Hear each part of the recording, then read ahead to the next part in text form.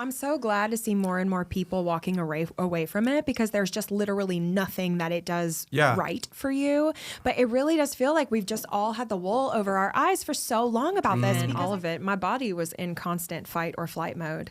And that stress can breed more cancer. And so cortisol. Getting to the other side of it and trying so hard to just breathe into the moment and be present and manifest more health for myself in reasonable, doable ways has been very important to me.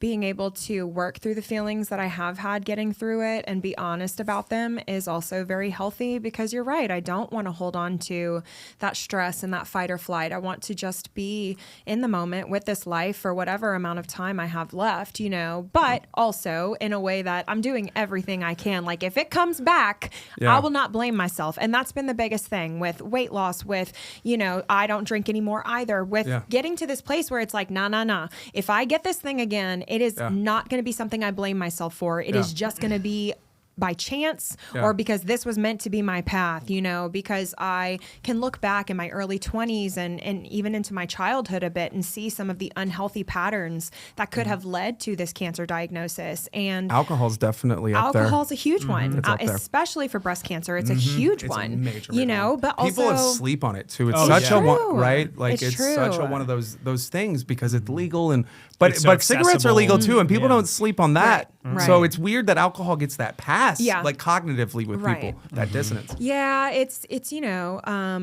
processed sugar and all the processed foods out there, and trying which to is like really most people's diets are like I mean, it was a huge part of my diet, like a huge part of my diet. I struggled with a bit of a binge eating disorder kind of all through my early years into my adult life. And in the last couple of years, I've really been working hard to heal that and get past that, because there were so many times where it was like, man, I'm a creative and I'm misunderstood and I'm depressed. And the only thing that makes me feel better is going and getting fast food or eating ice cream or, door dashing donuts at 11 o'clock at night, which is, we should not be able to do that. By the way. I can't hate on that.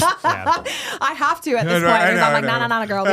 We don't go there anymore. Nope, we can't have nice things here. Love her and respect her for who she was, but we are not her anymore for good reason, So habits have changed. Yeah, habits have changed, and it feels good. It feels great to be able to be in this place where it's like, that is not who I am anymore. I don't make those choices anymore, and I am living with intention, and that's really healing in and of itself, and helpful to be able to be more community forward and love centered. It's like when I'm loving myself and treating myself so well, it's so much easier to treat you well too. Well, and also it's like prior to the diagnosis, I'm sure it's like your emotional bandwidth might be going in all these different directions. And I imagine that helps you kind of all of a sudden the focus where it really, the places it should be going becomes like far more apparent.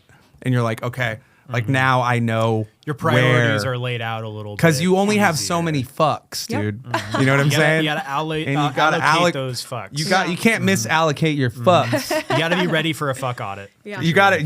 Everybody should conduct a fuck audit, dude. Just get a calculator and start writing down your fucks and reallocate them. Like, oh man, I'm way over this month.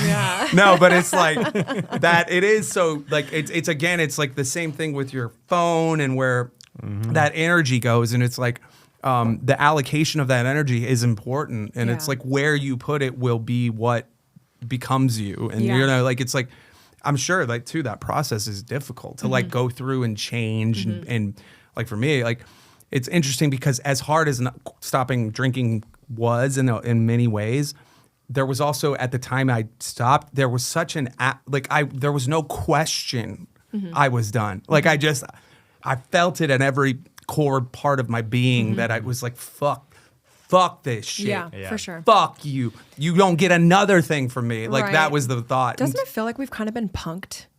As like a people, we've kind of been punked about alcohol. Bill to Hicks believe, tried to warn us about this. That it's kind Keep of drinking alcohol, you fucking morons. Right. Like I'm so glad to see more and more people walking away from it, because there's just literally nothing that it does right for you.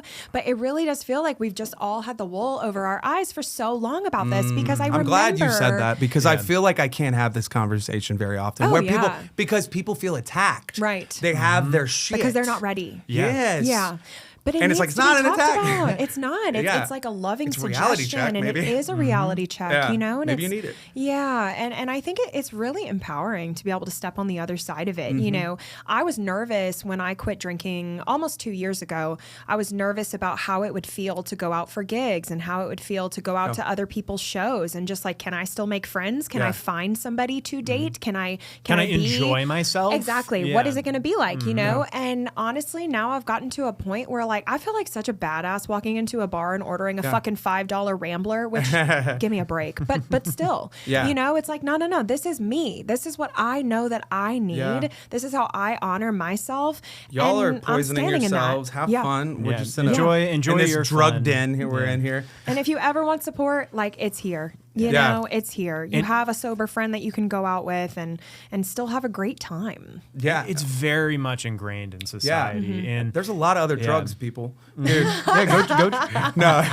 Go try Watch ketamine. No, but it's like, I will 100% go Joe Rogan here, but with the psychedelic realm, I think it's a totally different realm. It is. In fact, one time I tripped, when I was like in my mid-20s, 27, I think. And I stopped drinking for a month. I didn't go in with this intention, but the toxic forces. My dad was a police officer for 35 years, and I asked him, I was like, in your whole career, like of all the calls you went on for like domestic stuff, you know, situations, like of all those calls, like what percentage would you say of those involved alcohol? And he's like, all of them. Yeah. It's like, it's 100% suicide. Yeah. I think a majority of people are drunk when they kill themselves.